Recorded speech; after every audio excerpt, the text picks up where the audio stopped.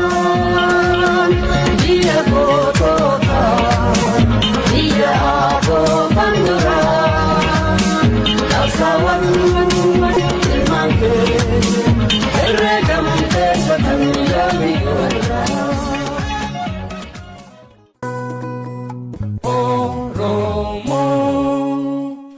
Oromo TV. Daawwattoota keenya kabajamoo guyyaa har'aa keessummoota afur mariidhaaf qabadhee dhiyaadheera akka nu wajjin turtan isin affeeraa keessummoonni keenya baga nagaan dhuftan isiniin jedha. Asirraa calqabaa keessummoonni keenya akka of beeksiftan Profeesar Isqeel Gabbisaa keessummaa keenya kan duraati. Profeesar uummata nu daawwatuuf Profeesar Isqeel Gabbisaa eenyu jedhee nama gaafii qabaachuun maluuf Profeesar Isqeel Gabbisaa eenyu akka ta'an gabaabumatti uummata keenyaaf ibsitani. Isqeel Gabbisaa barsiisaadha. Hojiin koo barsiisaadha. Waan dhimma Oromoo kan yeroo qoradhaa qorataa ture ammasittuu hin jira. Hojiin koo akkanumadha waan qorannaatii fi waan barsiisaa keessadha. Abboomaa Tarfaasaa isinis gabaabumatti uummata keenyaaf nu ibsitani. Galatoomi Jamaal maqaan kiyya Abboomaa Makonnin Tarfaasaati. Ani yeroo ammaatti Oromoo American Citizen kan jedhamu dhaaba bara 2002 dhaabbatee ammaa gargaarsa kennaa jiru naannoo magaalaa Lakkuu kanatti Twin City kan kennu bakka bu'een jira. Dhaabbi kun kan inni irratti xiyyeeffate inni dura tokkoffaansaa human rights mirga namummaa irratti dhiittaa mirga biyya keenya keessatti ta'u kan ilaallatu ta'a. Lammaffaa immoo waa'ee dhuma haala Oromoo keessa jiru yeroo adda addaatti konferensii adda addaa qopheessuudhaan Oromoo kana wal mari'achiisuudhaanii Oromoodhaaf maaltu mishaa maaltu ta'aaf kan jedhu kana yeroo baay'ee qopheeffamee ture. Konferensii akkasii hedduu qopheessee jira. Human Rights Conferences qopheessee jira. Hidhata godhatee organizationii adda addaa wajjiniin hidhata godhatee qopheesseera. Har'aan kana nuti projektii guddaa kan nuti lafaa qabannee jirru waa'ee hidhamtootaatti. Hidhamtoota kana kan nuti fudhannee kaane obbo Baqqalee Garbaadha. Obbo Baqqalee Garbaa fi hidhamtoota isaa waliin hidhaman. Baqqalee Garbaa ETL isa jedhu sana yeroo ammaa kana isaaniif hidhamtoota warra biyya keessatti dararamaa jiranii fi iyyannaa isaanii addunyaa irratti dhiyeessinee addunyaa akka miidhamnya mirgi namummaan isaanii dhiitame akka jiru akka isaan hubataniif koortii adda addaatti dhiyeessuudhaaf saganteeffannee jirra. Keessumaa nuti kan nuti xiyyeeffannee jirru African Courtidha. African Court kana keessatti dhiyeeffannee gaa'eyyata kana irratti hojjechaa jirra. Akkuma carraan nu kennetti gara fuulduraatti bal'isnee hidhamtoota Oromoo hundumaatiif akka danda'amutti sagantaa guddaa projektii guddaa qopheeffannee jirra. Projektii kana kan nu qindeessanii hojjetanii qaama nu wajjiniin hojjetutti jira. Isaan immoo lawyers abukaatoo warra ta'anidha. Isaanii wajjiniin hojjenna gruupiin Oromoonis keessa jiru nan Oromoo kan ta'anis kan Oromoon ta'anis keessa jiru. Isaan egaa kan nu gargaaree projektii kana dhiibaa jirru. Kanatti aansinee immoo projektii kana wajjiniin wal qabsiisnee kan gochaa jirru comprehensive kan ta'e riipoortii tokko waa'ee miidhaa biyyattii sana keessatti ta'aa jiru irratti qopheessaa jirra. Comprehensive reportiin kuni traditional irraa xiqqoo ishee shift godha. Kan inni irratti hundeeffatu soorsiidhuma miidhaan numti nama keenyaayyuu ekonomikaalii maal kan jedhu kan hundumaa ilaallatee gara fuulduraatti dhiyeessuudhaaf jenna. Egaa yeroo binnu gargaare kanumatti jirra. Oromoonis akka kana nu hubatu barbaanna. Kanuma jechuu barbaada. Galatooma. Baay'ee galatooma. Hojii fi tattaaffii keessan irratti deebinee yeroo biraan mari'anna. Har'a dhimma biraatiif walitti dhufneef galatooma ulfaadha. Itti aanuudhaan Dr. Obsaa. Ayyee baga wal agarree ani maqaan kiyya Obsaa Hassan Naanjaani ogummaadhaan nama fayyaati nama haakimaati.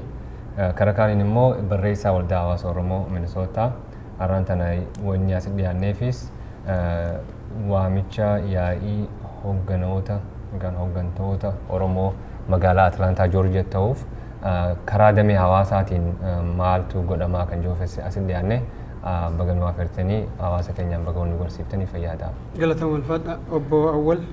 Yaa Obbo Jamaal akkasuma Oromoo TV hedduu galatoomaa carraa kana nuuf kennuuf fi tarii uummataaf kennuuf maqaan kiyya Awwal Nagoo jedhama. Wanni hadhaas jirruuf akkuma jedhame waa'ee yaa'ii hoogganoota Oromoo ji'a dhufu keessa gara Atlaantaa Joorjiyaatti deemu irratti maaltu mari'atu qaba maaltu deemaa jira waan jedhurraa sitti marachuu fi akkasuma waldaalee Oromoo Ameerikaa kaabaa keessa bakka garaagaraa jiran waliin wal maratuuni waan kan akkamitti tumsataanii waliin goona waan jedhuuf as keessa jira. So kanuma. Hayyee ulfaadha. Egaa yaada bu'uuraa kasira irratti mudhachuu barbaanne isin hundumtuu tuttuqanii jirtu. Wanni bakka kanatti isin affeereef namoonni hedduun yaa'ii hoogganoota Oromoo bara kanaaf qophaa'uu deemaa jiru irratti gaafiilee adda addaa qabu. Namoonni hubannoo gahaa argachuu barbaadu, warri hirmaachuu barbaadan jiru, warri immoo gufuu ta'uu barbaadanis akkasuma jiraachuu ni malu. Kanaaf hubannoon gahaan uummata keenya keessatti akka argamuuf dura yaa'iin hoogganoota Oromoo moggaasa kanarraa kaasee inisheetiiviin isaa akkamitti mataa keessa isin dhufuu danda'ee maal ammoo akeekkattanii kaatan? Galatoomii Jamaal hundi keessanuu galatoomaa gaaffii guddaadha. Ibsa guddaa kennuudha barbaachisaa. Dubbiin waa'een tokkummaa Oromoo kun bara 1991 jalqabee gaaffii guddaa ta'ee uummata Oromoo keessa deema ture. Sababiin isaas immoo uummanni Oromoo sirna koloneeffataa Itoophiyaa jalatti iddoo adda addaatti qoqqoodamee maqaa adda addaa kennamee fi oromummaan isaa haalamee waan turee fi waa'een tokkummaa Oromoo kun gaaffii guddaa ta'etti ture. Yeroo adda addaattis immoo paartiilee maqaa siyaasaa maqaa Oromootiin socho'an walitti fiduudhaa fi hojii baay'eetu irratti hojjetamaa ture. Jaarsi walitti fiduudhaa fi namoonni adda addaa yaalii adda addaa godhanii walitti fiduudhaaf yaadaa turanii. Kun hundumtuu tokkummaan Oromoo cimee jabaatee qabsoon Oromoo gara fuulduraatti akka adeemuuf barbaachuurraa kan ka'e yaaliin adda addaa godhamaa ture. Akkuma hundi keessanuu beektan hundi keenya iyyuu beeknu waa'een qabsoo Oromoo kuni dhaabbileen siyaasaa qabsoo kana geggeessanii gargar ba'uu isaaniitii fi hin laafa jedhee sodaanis inuma jira ture. Waggaa lamaan darbe keessatti garuu keessumaatii immoo waggaa sadaasa 15-12 jalqabee barreen gaddaadhaa jalqabee hundi keenya akka beeknu waanni kun geeddaramee jira. Uummanni Oromoo uummata tokko ta'uunsaa mul'atee jira. Jalqabaa bara 2014 keessa barattoota Yuunivarsiitii Oromiyaa keessa jiran sochii isaan go'aniini Yuunivarsiitii hundumaa keessatti al takkaa gaafa ka'u wanti kun nama ajaa'ibsiisu jalqabe. Maqaa Oromootiin yeroo socho'u Amboo haa ta'uu, Madda Walaabuu haa ta'uu, Oromiyaa cufa keessatti sochiin akka tokkootti ka'uu jalqabe. Sadaasa barreen gaddaatii jalqabee immoo hundi keenya akka beeknu amma har'aatti kan ture qabsoon Oromoo warraaqsi Oromoo kuni akka Oromoollee deebisee ajaa'ibsiisutti deemaa jira. Gaafa gincitti jalqabu gullisootti itti dhageessisee, gaafa gullisoon tuqamu Dambidollootti itti dhageessisee, Dambidolloon gaafa tuqamu Jalduus itti dhageessisee, Jalduun gaafa itti dhageessisu Harariillee itti dhageessisee, Hararis gaafa dhageessisu Arsiirraree itti dhageessisee. Sababii kanaatii fi naannoo Oromoo keessatti Oromoon kun tokko ta'uunsaa itti mul'ataa dhufe. Oromootti illee mul'ataa dhufe. Tokkummaan Oromoo kun inni karaa adda addaa yaalamaa ture maalirraa dhufe kan jedhu gaaffiin kun egaa inuma akka ka'a ture. Uummatnis immoo gaaffii kanan dhiyeessa. Oromoon maaliif iddoo tokkotti wal gahee waa'ee qabsoo Oromoo kana mari'atee rakkoon keessa jiru gargar fuudhee garbaasee furmaata itti kennee jabina jiru tuumsee maaliif hin deemu kan jedhu karaa warra siyaasaa sin dhufaa, karaa warra hawaasaa sin dhufaa, karaa warra jaarsaa sin dhufaa. Gaaffiin kun egaa ergi warraaqsi kun dhalateetiiti immoo akka hariifachiisaa ta'etti mul'ataa dhufe. Sababii kanaaf iddoo adda addaatti namoonni qabsoo keenya keessa jiranis, karaa hawaasaa kan jiranis, karaa dhaabbilee adda addaa keessa kan jiranis waan kana qindeessuudhaaf yaaliin iddoo adda addaatiiti godhamaa ture. Sababiin egaa gara kan keenyaatti kan deebi'uudhaa fi yaalii isa kan biraa yoon dhiise qabsoon kun maaliif ka'ee akka kanatti uummanni Oromoo tokkummaa ta'uunsaas achii ol attamitti mul'ate kan jedhu gaaffiitu jira ture. Hacuuccaatu baay'ate kan jedhu jira. Hacuuccaatu itti baay'ate kan sababii kanaatiif ka'ee kan jedhamu jira. Isa akka beennutti bara Minilikii jalqabee hacuuccaan hinuma jira ture. Hacuuccaan hinuma baay'atee jira ture. Waan haaraan kan nu agarre uummanni Oromoo tokko ta'uu isaati. Hacuuccaan kun hundumtuu iddoo hallee yoo jiraate iyyuu Uummanni Oromoo kun tokko ta'uunsaa inni barbaadamaa ture waggaa 25 fi tokko ta'ee ija namaatti waan mul'ateef waa'ee kana ilaaluu gaafa jalqabnu aadaan Oromoo keessatti deebi'ee Oromoon daangaan siyaasaa, ardiin siyaasaa waan itti cufameef aadaa isaa keessatti deebi'eeti of bare.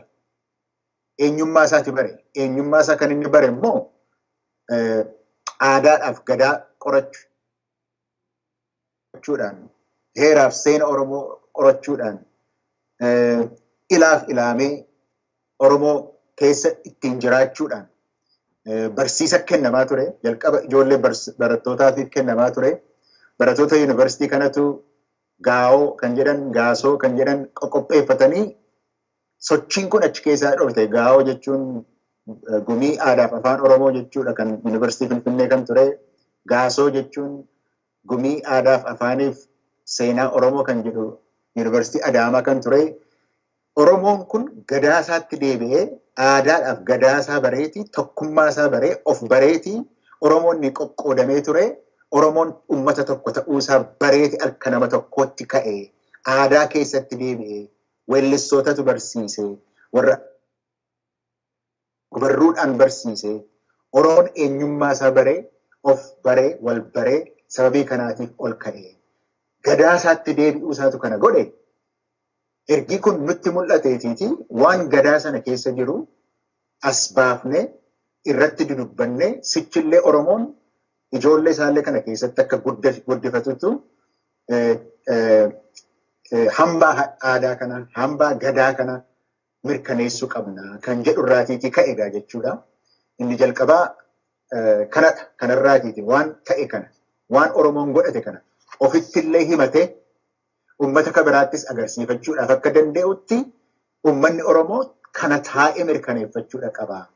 Uummata gadaati, uummata finnaati, uummata nagaati yoo jedhe Oromoo kanarratti waliigaltee isaas immoo yoo mallatteessee mul'isee akkuma uummata kan biraa warri biyya keessa jirru kun amma tokkummaa isaanii kan mul'isanii life, liberty and the pursuit of happiness akkuma isaan jedhan nus akkuma kana waan qabnuuf duudhaa gurguddaa waan qabnuufi hambaa gadaa keenya waan jiru isa baafneetii dubbannee nus uummata gadaa, uummata finnaa, uummata nagaa sadeen kun dhugaa Oromooti kan jedhu irratti yoo dubbannee kana mirkaneessine tokkummaa keenya hin utubaa. Yoo tokkummaa keenya utubne immoo qabsoo jiru kanaatiif iyyuu mul'ata haaraa dhalootni haaraan waan jiruuf mul'ata haaraa kennuu dandeenya. Mul'ata haaraa kana keessatti immoo Oromoon uummata kan biraarraa waan liqeeffatu hin qabu. Dimokiraasii yoo barbaachise hin qaba. Misooma yoo barbaachise Oromoon beekumsa isaa hin qaba. Nagaa buusuu yoo barbaachise Oromoon aadaa isaa hin qaba. Mirga namoomaa eeguu yoo barbaachise Oromoon hin qaba.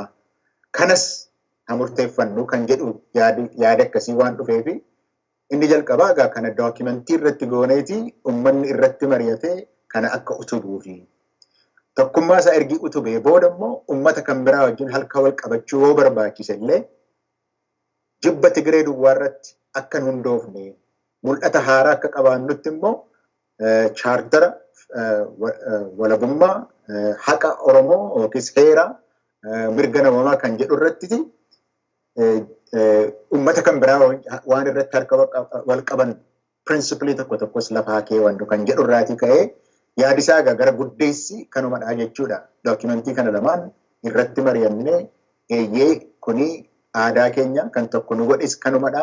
Mul'anni keenya inni gara fuulduraas kana keessaatii burqaa. Uummata kan biraa wajjinis immoo harka wal qabachuudhaa fi waan daangessinee lafa keewwachuudha qabna waan irratti walii gallu. Jibbiduu waan hin ga'u kan jedhu irraatii ka'ee jechuudha. Kanuma agarra. Nan dheeresse. Homaa rakkoon qabu. So gaafiin kiyya keessatti aanu dhimmi akkasii gurguddaan bal'aan ka ilaalchisaa yaadnisaa hegereensaa baay'ee guddaa fi ulfaataa kun hirmaannaa qaamota hawaasaa hedduu barbaada. Jaarmoota siyaasaa, jaarmoota amantii, jaarmoota waldahoota hawaasa uummataa, jaarmoota ogummaa waan amma isin initiatiivii amma isin fudhattan kana keessaa calqabarraa qaamota akkasii kana tokkoffaa wanni jalqabarraa isin wajjin jiru jira achiin booda immoo hangam takka ammatamaa deemaa jiru hangam takka fuulduratti tarkaanfataa jira otoo irraa hanga tokko akka uummanni bal'inna isaas hundee isaas gadi fageenya isaas hubatu irra otoo nu baatani. Gaariidha. Jalqaba warra siyaasaa OPDO irraa kan hafe hundumtuu itti waamamanii jiru. Maqaa adda addaatiin kan socho'an hundumtuu kana keessatti waamamanii jiru akka qooda keessatti fudhatanii fi warri hawaasaas hundumtuu keessatti waamamanii jiru. Warri karaa amantiis kan waldaa kiristaanaa kan ta'anii tokkummaa isaanii duwwaatu hin taane waldaa tokko tokkoosaayyuu lafuma inni jirutti ergaan kun akka qaqqabu goonee jirraa qaqqabaa jirasi. Kan karaa muslimaas masgiida jiran hundumaa akka qaqqabu goonee jirraa warra waaqeffataas lafa isaan jiranitti iddoo lamaan sadan tokko keessaati galma qabu lafa galmi isaanii jirutti akka inni qaqqabu goonee jirraa. Karaa warra professional jedhamanis OSA Oromo American Citizens Council kan Oromo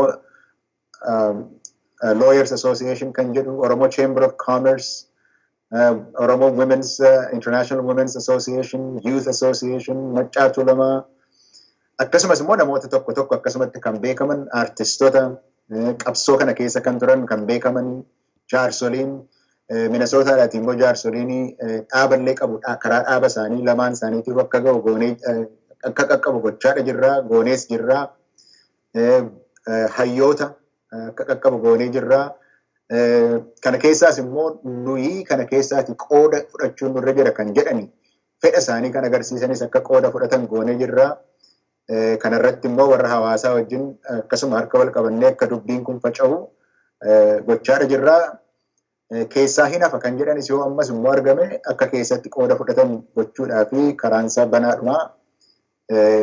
Hundumtuu akka keessatti fudhatu kana kun siyaasa duwwaa miti dhimma siyaasaa duwwaa warraas. Siyaasaa duwwaa miti, warra hawaasaa duwwaa miti, warra amantii duwwaa miti, hogganaa'ota waan jedhuu fi hoggantootni dhaabbilee kanaa hundumtuu kana keessatti akka qooda fudhataniitii fi hawwiidha qabnaa amma danda'ametti immoo ergaan kunis iddoo afeerriin kunis akka isaan ga'u xaaraatti jirraa jechuudha. Ulfaadha obbo Abbooma Tarfaasaa Profeesar Iskeel qaamota hawaasa Oromoo hunduma isaatu dhaqqabuu isaanii dubbatanii jiru. Waamicha isin gootaniif kana birmannaan awwaatinsa isaanii maal fakkaata hanga ammaatitti akka uummanni bal'inaan hubatu gara qaamota siyaasaa keessaa kan warra amantii keessaa kan hawaasotaa keessaa hanga tokko osoo irra nu baatanii.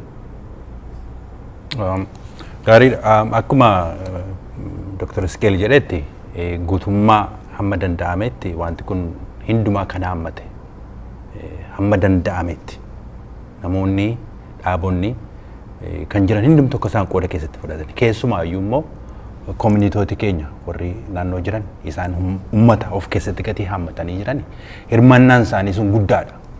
So kan koominiitii qabatee jiru dhaabii nama 3-4-5 ta'uu danda'a yoo non governmental organization jenna. Hawaasa koominiitii yoo jenne jiru uummata of keessaa qabu. Sun hirmaannaan isaanii guddaadha. Kana irratti hawaasota yeroo ammaa kana kunoo Dr. Ibsaanis jiru obbo Awalis jiru isaanii wajjin yeroo dheeraa wajjin walitti deddeebinee haasa'uudhaan akkamittiin dubbii kana walitti finnee gochaa isaan gochaa jiranii wajjin wal simatee akkamittiin walii wajjin akka hojjetamuu danda'amu isaanis immoo hawaasi bal'aan kun akka qooda keessatti fudhatu karaa kana irratti hojjechaa jirraa isaanii gaafa carraa isaanii ta'e ibsuu danda'u. Kana gochaa jirra jechuudha. Warri kaan deebii gariin isaanii deebinuu deddeebisaa jiru baay'ee gammadanii jiru qooda keessatti fudhachuu barbaadanii baay'ee gammadanii jiru. Isaaniinis gara fuulduraatti bal'inaan woo hafe illee akka Dr. Iskeel jedhetti kan biraa yoo jiraate illee itti daballee wanti kun hamma danda'ametti guutummaa kana dabalatee akka inni deemu barbaanna. Kana tun darbin giruu poointii dookumentii lama kan Dr. Iskeel ibsanii sadaffaan isaa achirra namni dhaqee Oromo revolution.com kan jedhurra jira. Paartiin sadaffaan achirratti kan qophaa'utu jira. Paartiin sadaffaa suni kan inni jedhu humanitarian and diplomatic strategies allee at the national level Oromoon dubbatachuu qaba kan jedhutu jira. Hamma yoonaatti organizationii gareetiin gargaarsi godhamaa jira. Fakkeenyaaf carraaksii Oromoo communitiin adda addaa gochaa jiran ammallee kan isaan gochaa jiran kun waan hordofamuudha waan jabeeffamuudha kana gochaa jiru. Akkasumas immoo Maccaaf Tuulamaan jiru isaanis kunis waan jajjabeessamuu qabuudha. Garuu akkamittiin strategy national level irratti strategy tokko akkamittiin uummachuu kan dandeenya jedhullee waan kana irratti yaa'ee kana irratti dhiyaata jechuudha. Sana irratti illee strategy kan amma jiru kana streamline goone akka guutummaatti akka saba akka uummataatti akka as a nation akka itti tocho'uu dandeenyu sana irratti illee hin mari'ata wanti kuni sanaaf illee carraa banee jira jechuudha kanuma jechuun barbaada Jamaal Galatoom. Galatoom ulfaadha. I think isin dura kennuun darbeera. Akkuma isaan irraa dhagahee hirmaannaan waldoota hawaasaallee keessa jira isaanis wajjin hojjetaa jirra waan jedhu waan kaasaniif isinis gama keessaniin waan jiru hariiroo isin jidduu jiru akkamitti waan kana irratti hojjetaa akka jirtan otoo uummata keenyaaf ibsitani. Fayyaada yeroo nama waliin dhufne tuni jaarraa dhibbaa ol gabroonfataan uummata keenya addaan kutee Oromummaa akka laganu nu godhe immoo haa kufnu malee hin jilbiifamneef mootummaa dhufaa dabraa gita bittaa Habashaatii fi eegaa sadaasa 2015 as Oromoon nu boonsee addunyaallee dinqachiisee jira. Harqoota gabrummaa jaarraa dhibba tokko olii san buqqaasee hidda isaa alanfatee darbuudhaaf diina kokkee wal qabee jira. Yeroo tanatti kan Oromoo walitti dhufee yaa'ii kana qopheeffachaa jiru. Akkuma gaa Profeesar Skeelii fi Obbo Manjaanitti wanni kun hundee dhimmaa waan jedhamu wanni sadeen achi keessaa bulbulamee bahu taa'u sun hirmaannaa hawaasa garaagaraa gaafata. Hirmaannaa san keessatti hawaasni Oromoo kan kaaba Ameerikaatii fi Kanadaa keessa jiru, Ameerikaa fi Kanadaa keessa jiru akkuma baramee yeroo deddeebii keessa uummata qabsoo biyya keessaatiif roga tokko ta'uudhaan warri daayaspooraadhaa sagalee biyya keessaa ta duratti ukkaamamtee jirtu san lallaba isaanii akka dabarsaa turretti karaa hiriiraatiin karaa bikkuboota mootummaa itti barreessuudhaan maalii biyya addunyaa tana keessatti Oromoon akka Oromoo fudhatamuudhaaf Oromoo yeroo dheeraadhaaf akka bishingaatti awwaalamee ture sanii qabsoon dhiigaa fi lafeedhaan burrooyte addunyaarra nu baaste. Ala waggaa jirru kana nuti akka daayaspooraatti ta duraatiif uummata keenya saniif qabsoo biyya keessa deemtuuf roga tokko taanee waan argamnee jirruu fi bariin akka amma jiru taa'aa deemu kana tahuu amma durallee akka tattaaffii solidarity rally yookiin ta'an hiriira deeggarsaa fa'aa godhuu irratti hawaasni garaagaraa carraaquu jira. Hawaasa san keessaa hawaasni waldaa hawaasa Oromoo Minisoottaatii fi kan iddoo garaagaraa jiraatan waliin dhufuun waan seena qabeessaa hojjetanii turanii san awwal keessa bu'ee dubbachuu danda'a. Gaafii ati gaafattetti yoon hin deebi'e abboomaan jiraataa magaalaa yookaan kutaa Minisoottaati hoogganaa dhaaba Oromoo Community Oromoo American Citizen Council tahee wanni isaan irra fuulleeffatan dhiitama mirga namaa keessattuu Itoophiyaa keessatti uummata Oromoo irra raawwatamuu fi sabaa sablammii biyya san keessa jiruu fi dhaabbatanii nuti isaan ammaas qaama hawaasa kanaa jennee waan laalluuf akka qaama hawaasa Minisoottaatti yeroo garaagaraa wajjin hojjenna.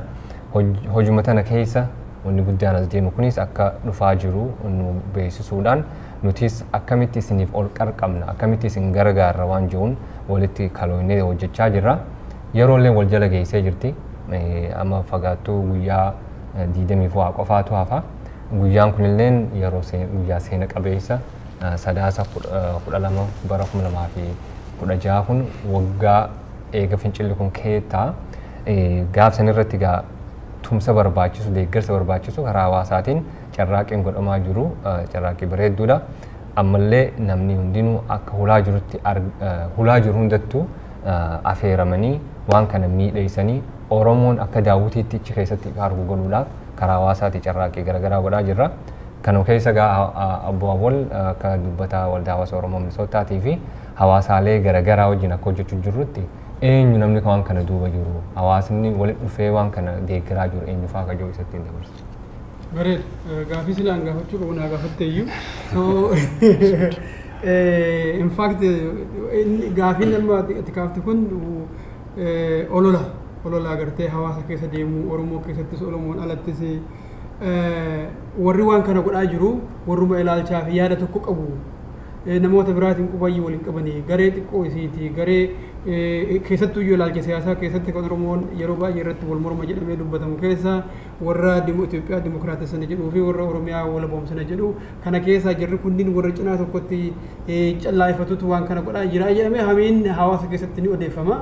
Wanni kun kanarraa qulqulluu ta'uudhaa fi Oromoota hundumaa ammachuudhaaf akeekni jiraachuu isaa gama hawaasa Oromootiin hubannoo fi hirmaannaa qabdan obbo waliif hin carraa kenna. Jamaal galatoomii gaafii natti na gaafatte dheertuudha. Keessa waan tarii irraa hubannoo qabu ni deebisaa ta'an ammoo Dr. Iskeel akkasuma namni biraatti dabaluu ni danda'a.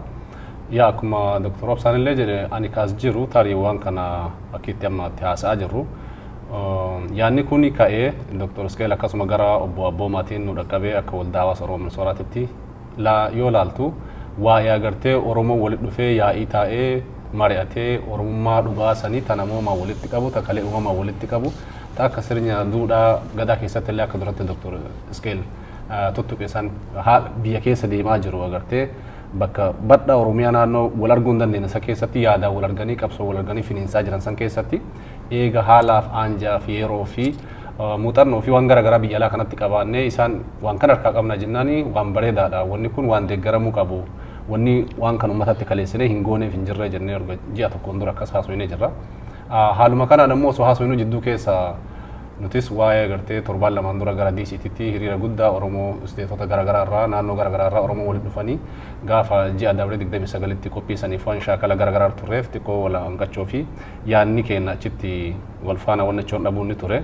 Deebinee amma walitti haasofne yaada isaan nu dhaqqaban kana nuti akka waldaa hawaasa Oromoo Minsooraatitti kophaa keenya hirmaachuu hin barbaanne maaliif yeroo Epirilii 19 irraa koominiitoota Ameerikaa keessa jiran koominiitii 28 irraa 33 jiraniin waliin dalagaa jirra waan goon waliin marataa jirra waa'ee humanitarian as keessa jira jedhamee jira outcome eegamu keessa waa'ee diplomaasii or advocacy as keessa jira logistikii garaagaraa resource akka itti funaananii fi mobilize godhan as keessa jira kana cufa waliin irra marataa jirra jechaadha horii yoo gurame eenyuuf kennamaa eenyutu gargaara akkamitti dhimma Oromoo kana warra Ameerikaa keessa jiraniif warra agartee mana marii Ameerikaa keessa jiraniif bakka bu'oota hawaasa Ameerikaa keessa gara DC'tti jiraniif warra isteeta garaagaraa keessa jiraniif akkamii waliin dalannaa warra miti mootummaa waliin miidiyaa wajjin warra sabquunnamtii garaagaraa akkamii dalannaa odeeffannoo jiru ammoo resource garaagaraatu bahaa waan garaagaraatu barreeffama dokumentari garaagaraatu warra kanneen irraa dhufa akkamitti waliif dabarsina wal jajjabeessina waan jedhu Minisooraa keessatti inni waldaalee garaagaraa waliin dura bu'oota hawaasaa isteeta garaagaraa haga Kanaadaatu jechaadha Toronto fi Ottawa jira wajjin dalagaa turre akkasuma haala kana keessatti nutillee waan isaan nu dhaqqaban kana haaluma agartee dhugaatii fi dhugama dhugaatiitti fi Oromootitti namoota kanaan dhaqqabne jirana waan akkanattu jira waliin dalaguun keenya kanaadha yeroo Oromoon biyyatti waliin dalagu nutillee waliin dalaguu keenya ka afaanii osoo hin taane ka dhugaa ka dalagaa godhuu qabna waan isaan obboleeyyan keenya qopheessan yeroo isaanii fudhatanii ogummaa isaanii fudhatanii gara dalagaatti jijjiirru. Yaanni dhugaa wanni kun yeroo tokko tokko akka nama maatii horatuuti hanqinni hin dhabama jechaa miti yoo waa daladdu namni jala hanqata jechaa miti ammoo wanni ilaaluu qabdu waan keessaa koo osoo hin taane waan of duraa maalitti baanaa wanni kun yoo keessaa dhufe Oromoo maal gargaara dhiiga jigaa jiruu fi qabeenya mancaa jiruu fi rakkoo keessa waggaa dheeraaf laakkoofnu gara laakkaa'uu qofa osoo hin taane garamitti gara dalagaatti jijjiirra waan jedhu walii amansiisutti dhufaa turre jechaadha. Akkasuma wanni itti waliigale tokko maalidha koominiitoota yookaan ammoo waldaalee hawaasaa isteeta 32 haa ta'anii 28 haa ta'anii hedduu keessa jiran kana keessa wanni kuni agartee martinuu osuma waliin dalanii sovereignty mataa isaanii qabanii independent ta'anii dalaganii uummatatu naannoo sanitti isteeta jiran dhufa keessatti bakka isaan buufatee jiranii isaan cuftan iyyuu nama lamarra haga sadii akka baay'ina isaaniitii fi namni ogummaa qabu namni fedha qabu namni waan kanatti kalaahuu danda'u isaan keessa akka bakka bu'u kan yoo jennu agartee warra hoogganoota qofa osoo hin taane fakkeenyaaf akka Minisooraa fudhannee jenne akkuma dura Dr. Obsaan jedhe civic organization hedduutu as keessa jira abbootiin amantii hedduutu as keessa jira warri qaama manguddoo as keessa jiranii dubartiin as keessa jiranii dargaggoon as keessa jiranii Oromoo student union yookaan ammoo ijoolleen barattoota yuunivarsiitii kolleejii garaagaraa deeman as keessa jiranii bakka silaa ilmi Oromoo of duraaf hegeree Oromiyaatiif ilma isaatiif yookaan ammoo saba kanaaf seenaa isaa kan dabre hamaata isaanii fi kan amma keessa jiru kan dhangala'aa jiruu fi kan of dura wayyaa ta'a fooyyee ta'a jennee itti faanyu kanaaf illee namni martinuu yuuqeeta dhufee itti hirmaatu jennee akkasitti yaadaa jirra jechaadha akka Minisooraatitti. Warri biraallee warri isteeta biraa keessa jiranillee haaluma kanaan yaadaa jiran. Yaada kana immoo walitti dhufuun keenya waan kanneen akka agartee aanjessuu fi aanjaan uummanni garaagaraa walitti dhufu dhugaadhaa ammallee as keessa yoo haasofnu namni marti dhagahe jechaa miti. Nuti yaada kana yoo ammallee as dhufee koominiitoota garaagaraa kanneen keessa haasofnee waliin mari'annee waliin dalanna jennee as keessa teenyu akkamitti nama mara ammatuu dandeenya duratti illee jedhamee jira akkamitti nama maraas fiduu dandeenya akkamitti nama maraafuu banaa godhuu dandeenya namni fedha qabuuf dandeettii qabuuf aanjaa qabu akkamitti waan kana dhufee waan gumaachuu qabu gumaachee yaanni nama maraatu kabajaan maaliifis sirna gadaa keessatti illee kun ni jira waan qabu san ammoo kabajuu qabna yoo san kabajni karaa dheeraa waliin deemuu dandeenya waan jedhu fuula keenya kana akkasitti gochuu barbaanna I think kaam wanni afu yoo jiraate itti dabaluu ni danda'a kana fakkaataa jechaadha akka nuti dalaguu fi waan kana ammoo fiixa baasuu fi deemaa jiru kaan ammoo dalagaan gara garaa haala deemsu keessatti bakka bu'oota akkatti kaawwatan hagamtu kaawwatama maaltu qoodamuu qaba eenyutu maal dalagaa warroota ammallee gaafii qaban yoo jiraatan akka keessattuu waldawalee hawaasa Oromoo Ameerikaa kaabaa jiranii fi Minisooraa jiranii fi naannoo gara garaa jiran keessatti gara bakka bu'oota waldawalee isaaniitti dhufanii gaafatanii waan kanarraa fedha qabna jedhanii haala sanii nutis gara isaaniittinis ta'uu danda'a gara keenyanis ta'uu danda'a garuma ta'e fedha isaanii agarsiisanii yoo jedhan gara dhufanii wanni ittiin hirmaanneef hin jiru karaan bana jedhaan kanuma itti dabaluu barbaada. Professor dokumentii yookaan ammoo barruu sadii kan adda addaa qopheessinee guyyaa sanis achi duras qaamonni adda addaa akka irra mari'atanii guyyaa san hin danda'ama taanaan xumuramee akka raggaasifamu barbaannaa waan jedhu kaaftanii turtan. Barruudhaan kana sadeen kana maqaa isaaniitii fi kontentiin isaanii yookaan qabiyyeen isaanii gabaabumatti maal akka ta'e hanga tokko dhaggeeffattoota keenyaaf ibsuu dandeessu. Galatooma mirkeessanii galatoomaa dhugaadha. Gara caalu dookimentiin kan ragaasifamu lama. Inni tokko waan istiraatejiiti hojiidhuma qabsoo biyya keessatti ta'aa jiru kana akkamiin gargaarra kan jedhu irratti karaa karaadhaan utuu walitti hin dubbatin karaa karaadhaan yoo karaa humanitarian jedhus karaa dippiloomaasiis mataadhaan yoo hojjetamee duplikeetii gochuun hin danda'ama. Kanaaf attam yoo goonet irratti bu'aa waan qabu gochuu dandeenya kan jedhu irratti uummatni akka maratuu fi hooggantoonni akka mari'atanii fi yaaditti dhiyaata uummatatu mari'ateeti waan isaa tolu godhata sadaffaa irratti. Inni inni jalqabaa inni tokko waan gadaa civilizationii keessaatii dhufa. Yeroo baay'ee namni waan gadaa yeroo dubbannu waanuma sirna bulchiisaa godha garuu hundee oromummaati gadaanii. Hundee oromummaa waan ta'eefi yaada uummataa waan ta'eefi hambaa keenya waan ta'eefi isarratti namoonni kan qorataa turan jiru kan duras qorataa turan jiru waan gadaa kanaa ammallee kan qorataa jiran jiru ammallee reefu mana barumsaatiiti doktoreetii fudhatanii kan keessaa bahaa jiran jiru isaantu qopheessaa jechuudha. Waan kana qopheessanii waan hambaa Oromoo kana gadaa keessaa dhufee uummataatiif qopheessuu jechuudha. Inni jalqabaa kanuma dhagaa waan gadaa uummanni Oromoo uummata gadaa uummata finnaa uummata nagaa ta'uusaa kan mirkaneessudha jechuudha. Inni lammataa maqaan isaa Oromoo National Charter jennee chaartara akka chaartaraati maaliif chaartara jedhame kan jedhu gaariidha waan deebiin irratti deebi'uu barbaachisudha. Yoo dhaaba siyaasaa tokkotu sagantaa dhiyeeffate ta'e akka dhaabichaatti kan inni dhiyeeffate. Yoo chaartara jenne garuu bal'iseeti ilaalaa jechuudha. Bal'iseeti mul'isaa jechuudha. Chaartarri kun immoo Oromoon walaba ta'uudha barbaada. Hacuuccaarraatis walaba ta'uudha barbaada. Gabroonfataa irraatis walaba ta'uu barbaada. Walabummaan kuni bilisummaan kun waan irratti gadoodaa turredha. Inni gadi ba'ee mul'ateeti lafa taa'utu irra jiraadha. Inni tokko immoo waan heeraati yookiis waan haqaati, jastiisidha. Waan walqixxummaa, waan hacuuccaa jalaatii bahu, waan mana barumsaa irratti iddoo qabaachuu, irratti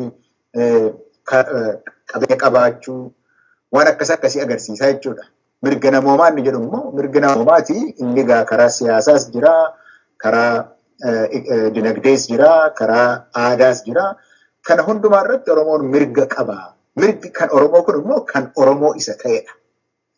Amma fakkeenyaaf mirga namoomaa gaafa jennu mirga namoomaa kan dhuunfaa jira, mirga namoomaa kan gamtaa jira.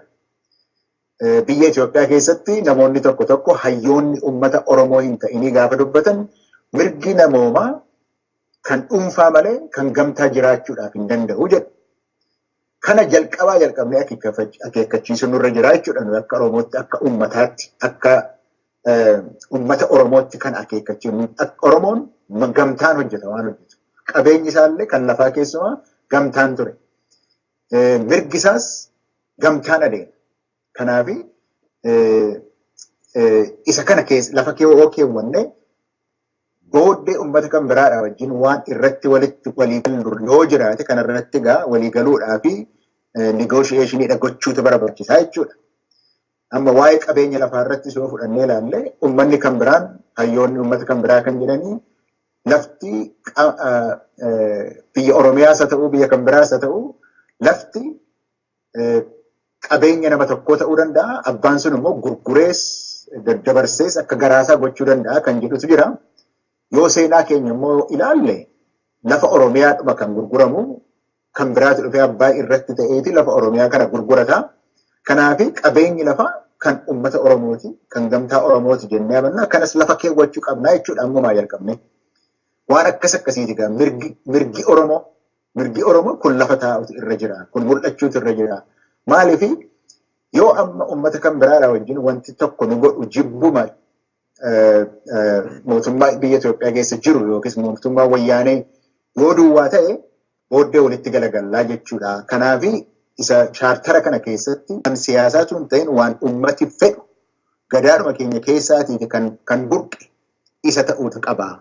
Olaantummaa ummataa keessa jira, walqixxummaan sabaa keessa jira, dubbachuudhaaf, dubbii gochuudhaaf walaba ta'uun keessa jira, hojii hojjechuudhaaf bilisummaa qabaachuun hojii hojjechuu jechuun work jechuu kootee waa hojjetee namni ittiin buruudhaaf qabaachuudhaaf qabeenya biyyaa riisoorsii biyyaa irratti qixxee aksesii qabaachuu irra jira kan jedhu waan akkasiiti gaa lafa keewwataa jechuudha. Kan Oromooti gaa kun Oromoon akkasidha mul'ati koo chaartarri koo kanadha jedha.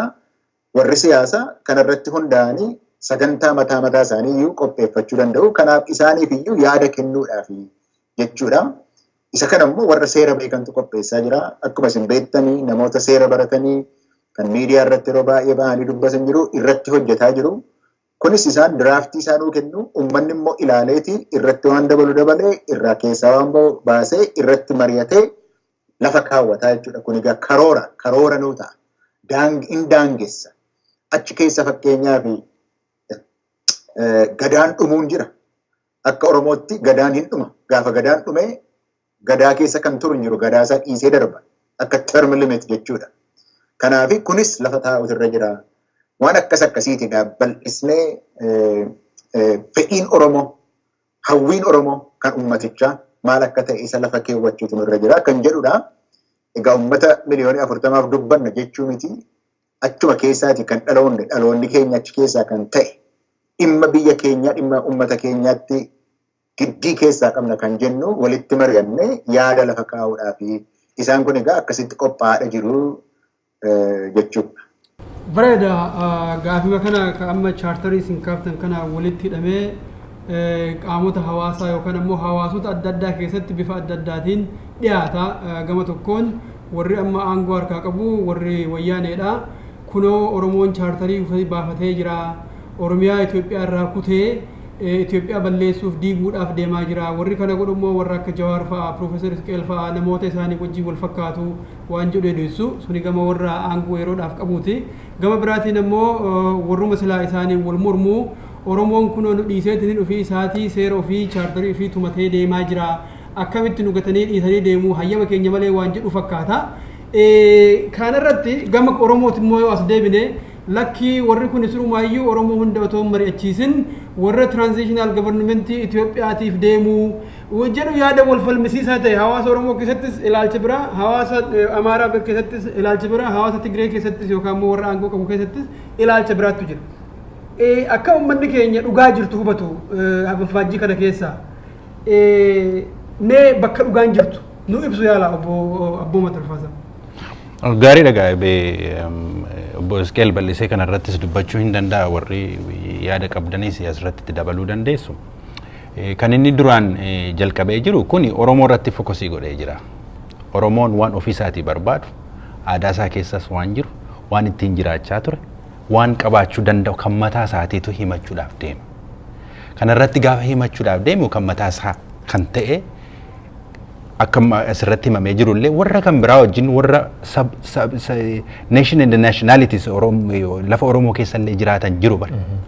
Jaroonni kun diinonni yeroo baay'ee kan inni Oromoo irratti as nutti kakaasu Oromoon waan defined ta'e tokko gatii lafaa hin qabneef jara kanaaf waan itti mirkaneesse itti kana kanim kanko kana la isin wajjin immoo akkasitiin hin jiraadha jedhu gatii hin qabneef illee yeroo hedduu diina nutti ta'an illee nu keessatti abdii nurraa kutuudhaan resist nu gochuudhaan nurraa fagaachuudhaan nu dhaggeeffachuu dhiisuudhaan kan keenya kun akkuma nuti waan isaaniin balleessuudhaaf liqimsutti deemnutti jechuudha kana kanaaf nu gargaara jechuudha jechuudha waan Oromoon barbaade godhachuudhaaf Oromoon eeyyuu ayyama gaafatu Oromoon kan kooti kan naaf ta'u kana kan jedhee kan dubbatatu kan uummanni isaa dubbatatu qopheeffachuudhaaf deema sana immoo ayyama eeyyuu nutti hin gaafatu mirga isaati sun mirga isaati sana mirkaneeffachuudhaaf deema sanatu jira kan nama keenya keessatti jiru inklusiiviin taanee asiin hanqate jedhu egaa dhuguma wanti godhamu tokko lafa tokko burqa lafa tokko ka akka takka lafa tokko ka'ee deema gaafa deemnullee tokko jennee kan jalqabnetu lama sadii jedheetu bakka feene nu geessa so achi ka'e dubbiin kun egaa akka amma argitan kana kun hawaasa keessatti akka inni dhiyaatu hawaasi qooda akka keessatti fudhatu hawaasi geggeessotni hawaasa keessumaayyuu hawaasa isaaniitti gaddeebi'anii waan kana akka isaan mari'atan akka isaan waan kana wajjiniin hubatan hubannoo gaariillee akka godhatan irratti hojjechaa irra jechuudha ammallee Dr. Iskeelis jedheera ammallee kanaafee jiru yoo hin jira je website qabna www.oromorevolution.com jedha contact jedha gajjallaa isaatti nutti erganii nu gaafachuu danda'u isan hin deebisnaa fi namoota hamma dandeenya hin quunnamna giruu waan hubachuu dandeenyu logistikiin kana walitti wal qabatee deemutu jira waan kun waa hedduu barbaachisa resource nuti qabnu xiqqoodha sanallee hubannaa keessa galfachuudhaan walitti tumsinee akka karaan kun bal'atee deemu yaalaa jirra kanaafis banaadha ammayyuu waan ol dhossinu hin qabnu kun waan uummataati waan uummanni mari'atudha fakkeenyaaf illee akka waa'ee dookumentii kana keessatti obbo Iskeel dubbatee jirutti dookumentiin draftiin kun gaafa qophaa'u illee hawaasonni warri geggeessitoonni waan kana fuudhaniitu hawaasa isaaniitii wajjin haasa'u jechuudha duraan dursatu illee lafa konvenshinii sana naqiin mari'atanii waan itti dabalamu waan irra hanqatu waan jechuu barbaadan achitti dabalaniitu koomitee waan kana qopheessetti achi wal deebi'ee akkaataa wanti sun walitti makamee walitti dhangala'ee akka inni waa tokko keessaa waan cimaa tokkoon gadi ba'u sanatullee qopheeffamaa jira egaa sanatu ta'aa jira yoo hirrina qabaate hirrina qabaachuun mala akka namaatti hirrina qabaachuu hin malla guutummaatti nama hundumaa haasofsiisuu qaqqabu dhiisuu hin mala hamma dandeenyetti giru hamma dandeenyetti arras irra deddeebi'een jedha hamma dandeenyetti waan kana uummata bal'aa wajjin mari'atee gochuudhaaf kun qophiidhan jedha kanarratti yaadii yoo jiraate. Gumiin yookiin yaa'iin Oromoodhaa ka Atlaantatti qophaa'uuf taa'u kuni wanti beekuu qabnu jala bultii kufaatii wayyaanee jala taa'aa jira. Maaliif biyya keessatti bikka Oromoon irreeffatutti nama miliyoonii 2 ol bikka bahetti daawun wayyaanee goonni Oromoo yeroo sodaan gabroonfataa kuttee Oromoon murannoo fi gootummaan ka'ee waan fi miliyoona 40 achi keessa mari'achuu hin dandeenye bikka silaa nagayaan irreeffachuu waan hin dandeenye kana hiree biyya alaa qabnu walaba ta'uu keenyaan qaama uummata Oromoo sanirraa dhufe ta'uu keenyaan damee Oromummaa ta'uu keenyaani Atlaantaa kanatti walitti dhufaa jirra. Caayaa san jalatti immoo hanga danda'ametti Oromoon dhalee saaree bal'atee miliyoona 50 dhiyaachaa jira. Sanuma alatti immaas biyya alaa kana namni jiru karaa hawaasaatiin bikka jirutti ifin hundeessee waan ifiif barbaaduu fi Oromoo biyya keessaatiif illee akka dagalee ta'u wanni isaan itti araaramaa jiran kuni mul'ata akka argatuuf carraaqiin adda addaa yeroo garagaraatti godhamaa jira. Sochiin biyya keessaa muummaa nuti ala kana goonuu gurratti goote jechuudha. Akka ammaan tana waajjiraa garagaraatti mana marii European Union yookaan gamtaa Awurooppaatti dhiitamni mirga dhala namaa Itoophiyaa keessatti deemu kuni biyya sanii fi miti gaanfa Afrikaatiif ni booreessaa jaaniiti jala muranii dubbachaa jiran. Haa ta'u immoo wayyaaneen osuma addunyaa tanarraa miliyoona meeqa argachaa jirtu deebitee osoo isaanilleen haa ulaa tana bananii ulaa uummata kana cufanii ukkaamsanii ta'anii tun banamte namni qaama biraa dhufee rakkoo biyya keessa jiru tana haa qoratu independent investigation haa ta'u osoo jechaa jiranii Human Rights United Nations Human Rights Commission European Union osoo jechaa jiraniit wayyaaneen immoo Oromiyaa red zone jettee bikka meeqatti adda qooddee ummata Oromoo qawwee mata qabdee ta'anii jiru. Sanumaa Oromoon hin jilbiifanne jechaa jira. Warri ala jiru immoo waan hireen biyya keessaa hin aanjeesineef ala kanatti wanni kanaa kun mari'atamuun tajalqabaati malee itti fufaa ta'uu teessi. Waan san ta'eef hirmaannaan nama hundaa yoo danda'ame barbaachisa. There are limits. Limitiin illee ni jira. Limitiin jiru maali? There is time factor, there is geographical factor. Namoonni hanga danda'ametti ani dhaynaan yoo awwal dhaynaan akka Minisootaan hundinuu achirraa hirmaatetti fudhannamti. Maaliif qaama hawaasa Minisootaa waan ta'eef jecha. Oromoon bikkayyuu jiru hulaa isaa hundatti waldaalee isaanii keessa hundatti yoo namni tokko kan achirraa dhufuuf ta'e yoo danda'e hundi isaanii kan dhaqu ta'e akka nama irreeffachuudhaaf dirree Bishooftuutti walitti dhufeetti Oromoon laaluuf ta'a bika kanatti. Waan san ta'eef jecha hanga danda'ametti namni hundinuu akka irraa qooda fudhatu irratti hojjetamaa jira. Yeroon haftallee waa xiqqoo amma boodallee maaltu nu eeggataa tartiiba sana irratti yochi fuulleeffanne barbaachisan fakkaata. Ya Jamal gaafina tamma kaafte tinka waan baay'ee qulqulleessuuf baay'ee gaafii ijoodha. Gara sadiitti gaafattee yoo dogongoruu baadhe tokkoffaa kuma ammasillee jedhame waan kana silaa eenyutu taa'ee tumee qoratee kaleessuu qaba Oromoodha. Oromoo keessaallee Oromoo biyya jiruu fi namoota agartee biyyatti qabsoo godhaa jiranii fi geggeessaa jiranii isaan ture dhugaan abbaa qabdi. Ammoo haalli jiru wanni deemaa jiru wanni dalagamaa jiru isaan waraana keessa jiranii hin mijaa'uu fi waraana ammoo diina mataa gaggara galchanii gara dubbiin deemaa jirtu namni martuu hagamta akka waa hubatan fakkaata. Kun mala qarummaatiin fi mala ammayyummaatiin seenaa dabre biyyoota gara garaatiif waan ta'aa dhufeerraa waan kanatti qophaa'uuf waan qophaa'e malee waan biraa waan as keessatti wal saamuu wal loluu walitti hammaatu baay'ee natti mul'atu akka nama tokkotti.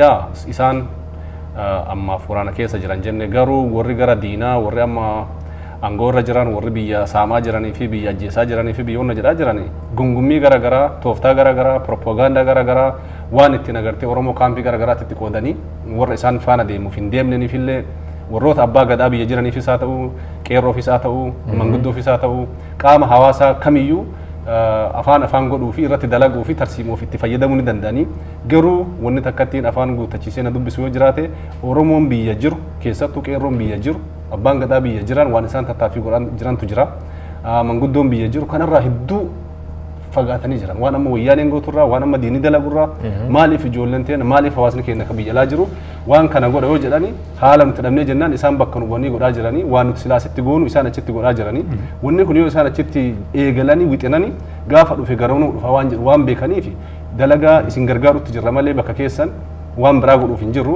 dalagaa jedhaan garasanii diin akkasitti mataa garagalcha maaliif hin beeyna waggaa 25 kana akkatti gara nu godhaa amantiin haa ta'u waan tokko dalagu tokkorra faallaa kaasuun haa ta'u siyaasaan haa ta'u naannoon haa ta'u ummata nu keessa galullee sabbicuu sab garaagaraallee waan akkasii ofirraa isin buqqisuu fi ofirraa isin kaasuu fi chaartara dhaabbatanii tiraanzishinii mootummaa akkasii wixinataa jiranii dalagaa akkasii dalagaa jiranii jedhanii kaasuu ni danda'an. Maa kaasanii miti nuti ammoo kana bira guddannee jirra akkasitti akka biyyatti haalaalu jechuu barbaada. Gara agartee saba biraa warra amma akka firaatitti fi agartee qabsoo amma deemaa jiru kanarratti nutti makamanii ji'a 2-3 kana nu gargaaraa jiranii akka saba Amaaraa fa'aa saboota akka Sidaamaa, Konsoo yookaan Affaar, Ogaaden ni jiran jechaadha biyya Itoophiyaa san keessa. Oromoon kana godhachuun isaan godhachuuf akkuma qabsoo agartee lolaa hiriira duulaa san wal gargaarre kana isaanis haa godhatani aadaa qabani akkaataa qabani loqoda qabani afaan qabani duudhaa mara qabani isaanis akka isaaniif ta'utti haa godhatani kan Oromoon godhatuun fakkii ta'uufiif malee akkuma waan biraa agartee lola irratti fakkii taaneef sani isaaniin hin godhatina jechuu miti kun immoo waan saba biraa faallesullee waan saba biraa miidhullee hin jiru akkuma illee jedhame Oromoon waan isaaf ta'u keessattuu waan sirnya gadaatti kalee qabu san deeffatee Oromoo dhugaa san deebisee Oromummaa dhugaa san deebisee akkas keessa jiraachuu fi mirga uumamaa qaba mirga namummaa qaba eenyuun illee eeyyaman gaafata waan namni sii kennuu miti eeyyamni itti qabdu maalidha dhalootaan Oromoo ta'uu qofa akkasitti naa galaachaadha kabaraan mallee ka biyya alaa Oromoo biyya Oromootiin ala keessa jirru South Africa jiraadha yookaan ammoo Australia jiraadha yookaan ammoo Europe jiraadha biyya garaagaraa jiraadha waan kana itti qophaa'aa isinis akka naannoo keessanitti itti godha hagam naagalutti wanni kun Ameerikaatti ta'aa jira North America keessatti ta'aa jira isaanis yaada garaagaraa community isaanii hawaasa isaaniitti yoo godhanii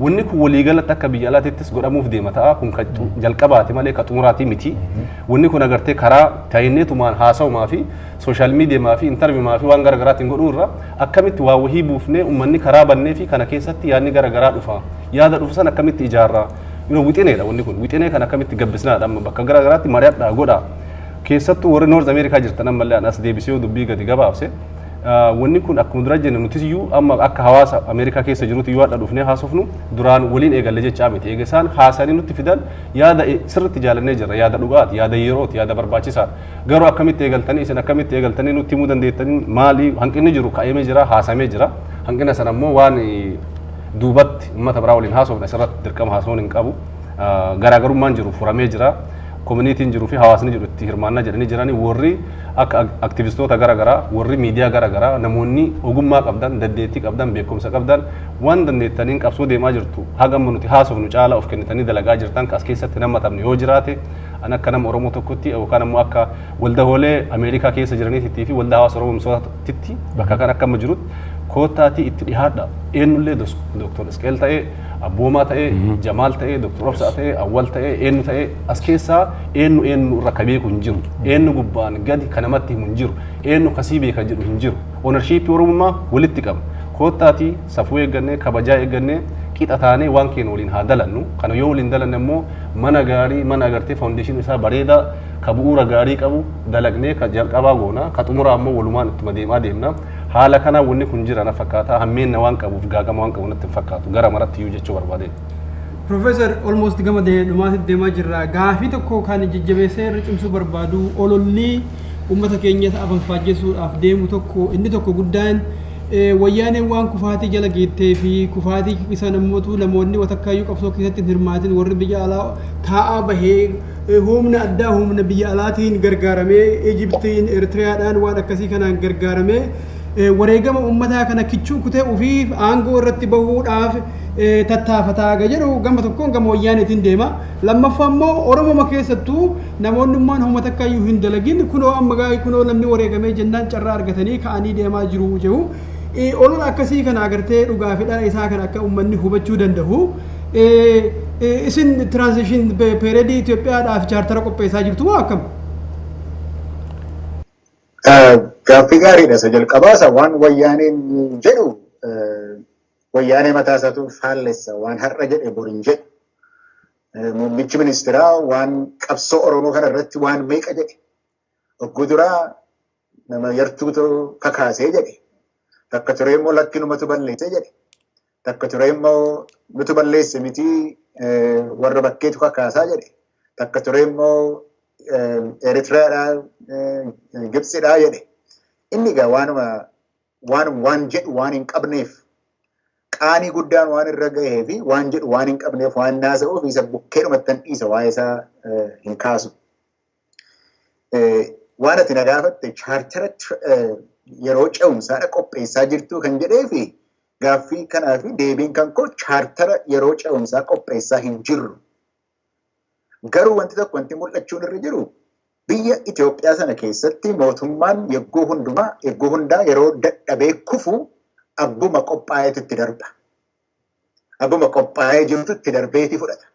Nuyi Oromoon immoo gaafa Haayile Sillaaseen kufe loltuutu itti darbee fudhatee mirgatuu barbaannu, mirga qabnu, mirga lammummaatu qabnu sadarkaa lammaffaatti keessatti hafnee jechuudha. Gaafa dargiin kufus Oromoon dargii kanas dhiibee kuffisee heera biyyaayyuu ijaaruu kana keessatti waan meeqa hojjetee keessaati ari'amee bahee jechuudha. Maaliif itti qophii waan hin qabneef. Waan nuyi gochaa jirru chaartara qopheessaa hin jiru. Garuu uummanni keenya waan kana yaaduu akka irra jiru kan biyya keessa jirus kan bakkee jirus waan kana yaaduun akka irra jiru itti gaafataman qabu. Kanaaf yaada uummataa qopheessuu dhafeenan. Uummanni kana yaadee irratti dubbachuu warri siyaasa keessa jiran kana yaadanii itti qophaa'u. Maaliif mootummaan hin kufti malee biyya Itoophiyaa keessaatii tola jettee gadhiiftee hin deemtu. Sababii kanaaf waa'ee kanaallee namni akka dubbatu waan ce'umsi dhufuudhaaf jirti, geeddarami dhufuudhaaf jirti. Geeddarama kana irratti uummanni keenya itti qophaa'uutu irra jira jechuun yaaduma afaan namaa keessaa bahu. Waanuma walitti haasofnullee kana kaasuudhaaf malee chaartara yeroo ce'umsaa qopheessuudhaa fi ani karaa kan kootiis yoo ta'e warri wajjin hojjennus namni paartii qabu hin jiru. Namni aangoo fudhachuudhaaf qophaa'e hin jiru. Uummanni keenya garuu kanatti qophaa'uudhaaf, kanarratti dudubbachuudhaaf, kanarratti mari'achuun ittuma barbaachisaadha jennaa. Waan ati naan jette jalqaba itti dabaluu kan hin fedhu gar-tokkoon Itoophiyaa demokraatessuudhaaf adeemtu jedhanii gar-tokkoon immoo Itoophiyaa fottoksuudhaaf deemtu iyyuu kan jedhu Oromoo Itoophiyaa irraa fottoksuudhaaf adeemtu kan jedhe iyyuu jira. Waan gochuudhaaf jennu kuni yaadi nu biraatii dhufe kuni afaan Oromootiinis afaan Ingiliziitiinis maxxanfamee jira. Hundillee ilaaluu danda'a. Afaan Ingiliziin jira, afaan Oromootiin jira.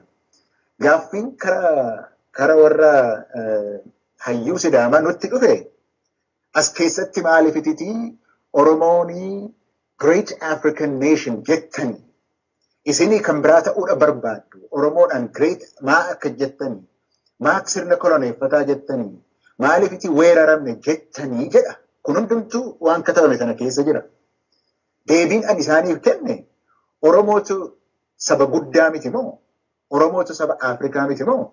Oromootu saba miti kan akka jettanii nu gaafattanii fi Oromoon is Great African Nation. Ammayyuu waan sodaan nu qabnu keessa baafne dubbannaa, itti boonne dubbannaa, eenyurraas eeyyaman barbaannu kana jechuudhaaf. Seenaa keenyas immoo akka beeknutti nutu yaadata. Kanaan dura nutti himamaa ture. Kanaan dura mootummaan Itoophiyaa keessa jiru, hayyoonni Itoophiyaa keessa jirus seenaa dhumti keenya illee maal akka ta'e nutti himaadha turan. Har'allee nutti himtanii seenaa keenya nutu beeka. Akka beeknutti yaadanneetti yaadannas akka beeknutti ijoollee keenyas barsiifannaa. Yoo yaada gara biraa qabaattan isin yaada gara biraa qabaadhaa jedha. Gar-tokkoon waa'ee dimokiraasii hin haasa'u as keessa deddeebisee innis kan inni waa'ee dimokiraasii kan inni haasa'u uummanni dimokiraasii uummanni Oromoo uummata gadaati. Gadaan immoo dimokiraasii utuu biyya Awurooppaa biyya Ameerikaa hin jiraatin iyyuu nu bira jira ture. Gadaa waan taane uummata gadaa waan taaneef dimokiraasii jennee hin dubbanna. Garuu karaa lamaanuu yeroo dhufu gar-tokkoon isin warra fottoksituudha yeroo jedhamu. Gar-tokkoon isin warra dimokiraatessuudha yeroo jedhamu. Wanti katabamee jiru kuni gidduudhuma jira jechuudha. Waa'ee kanaa dubbataa hin jiru. Waa'ee ce'umsaa waan dubbatu hin qabu. Oromoon garuu waa godhachuudhaaf yeroo inni ka'u ololli akka inni ka'u beekuudhuma nurra jira. Duris akkasuma ture ammas akkasuma. Oromoon walitti dhufee dubbachuunsaa iddoo tokkotti wal ga'uunsaa hin naasisas. Nama kan hin naasisus baay'eetu jira. Kan gammachiisus jira. Kanarratti egaa dubbachiisuma jalqabuun keenya waan tokkodha. Garuu kun dhimma Oromooti. Dhimma Oromooti. Oromoon ofitti isin himata maal akka ta'e maal akka fedhus uummata kan biraattis baasee himata. Kanaaf waan akkasii kana keessa hin jiru. Tokkittiinuu hin jiru. Ani karaa kan kootii siyaasa keessa lixees karaa siyaasaa hojjedhees hin beeku. Kun waan uummataati. Waan huwwii uummataati. Waan hambaa keenyaati. Isa dubbataa. Ololli gaa inuma jiraata. Keessa keenyas inuma jira. Bakkeedhaanis inuma jira. Namoonni tokko dhugaadha. Oromoodhumayyuu kan ta'anii waa'ee Oromoo akka kanatti dubbachuun keessan fakkeenyaaf bilisummaa jettanii dubbachuun keessanii uummata kan biraa hin naasisaa yeroo ammaatti kaasuun keessan sirrii miti kan jedhan jiru. Dhugaadha qabu. Yaada addaadha qabu. Nuyi garuu kan jechaa jirru akka boleewwan kun amma keessa baasanii dubbatanii waan Oromoon godhachuudhaaf jiru Oromoodhumatu godhata ofii isaatiitiif. Sagaleen biyya keessa lafan dubbachuu hin dandeenyetti dubbachuudhaaf qooqa kennuudhaaf itti yaalaadha jirra. Kuni waan Oromoon ofiidhaa godhachuudhaaf ofitti simachuudhaaf bakkeetti simachuudhaaf qopheeffatedha malee waan mootummaa jigsuu yookiis mootummaa ijaaruu keessaati waan dubbatu hin qabu. Hawwiidhumaa fi eenyummaa Oromooti kan inni haasa'u. Of jabeessuudhuma duwwaadha kan inni haasa'u jechuudhaafidha. Egaa gama kiyyaan gaaffiilee silaa har'aa fi qopheeffadhee marii kanarratti xumuradhee jira. Wanni itti dabaltan wanni uummanni ammas hubachuu qaba jettan gaaffiin ani keessaa dhiise qofumaayyuu kaastan itti dabaluu barbaadan yoo jiraate carraa isiniif kenna abbooma. Kana asirratti dabaluu barbaadu kuni amma naannoo Noorz Ameerikaatti deemaa jira wanti kun. akkuma irra deddeebi'anii hundumtuu jedhee kuni ka'umsa malee isa xumuraa miti. Waan asirratti godhamus waan dookumentoonni asirratti ba'us wanta asirratti godhamu kuni kan hundumaa murteessee fixu miti lafi kun. Kan itti eegaluudha itti jalqabuudha jechuudha lafaa itti kaanee itti dubbachuu walitti dhufuu eegalle jechuudha.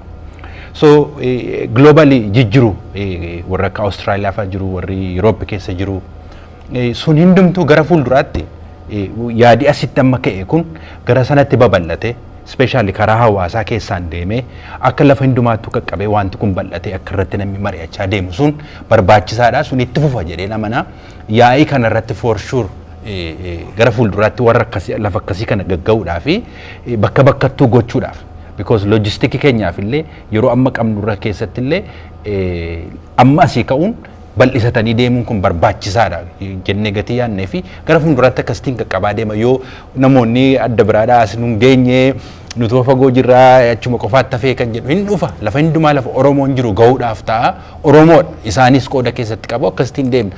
Isa booda immoo biyyattuu galaa jechuudha gaafa yeroon isaa ga'e immoo waa akkasitu deemaa jira. Kana fakkaatti kanumatti dabaluudhaaf jedhee tan bulfan. Bakka kanatti qoosii uummataaf illee akka ifu wanaaf illee achumaan akka ifu dokumentiin kun yookaan ammoo galmeen kun inni raggaasifamaa gaafa yaa'iin kun ta'uu kan jedhu jira. Akka isin jettanitti immootu naannawa biraatittis kana uummanni fuulduratti itti mari'achuu fi kan jedhu amma dhagahaa jira. Erga raggaafameen booda irratti mari'ata jedhamoo achi dura irra mari'atamoo akkami bakka kana meenaa ibsa xiqqoote.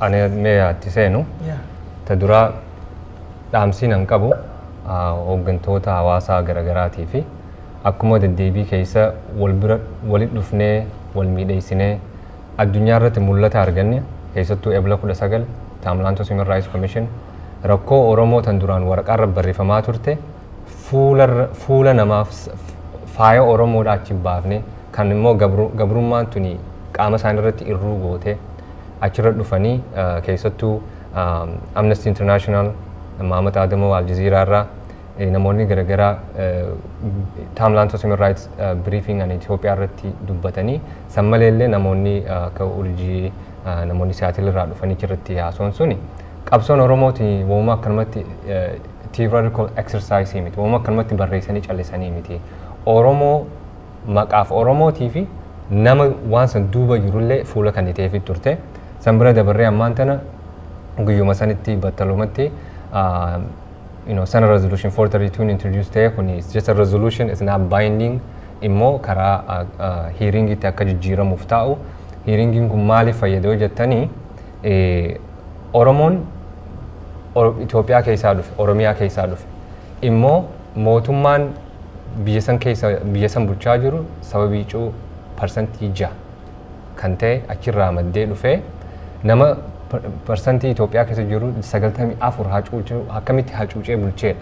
So wanni ta'eef gargaarsa addunyaarraa argatu ka addaan citii hin qabne kuni maddi isaa goggoguu qabaadha.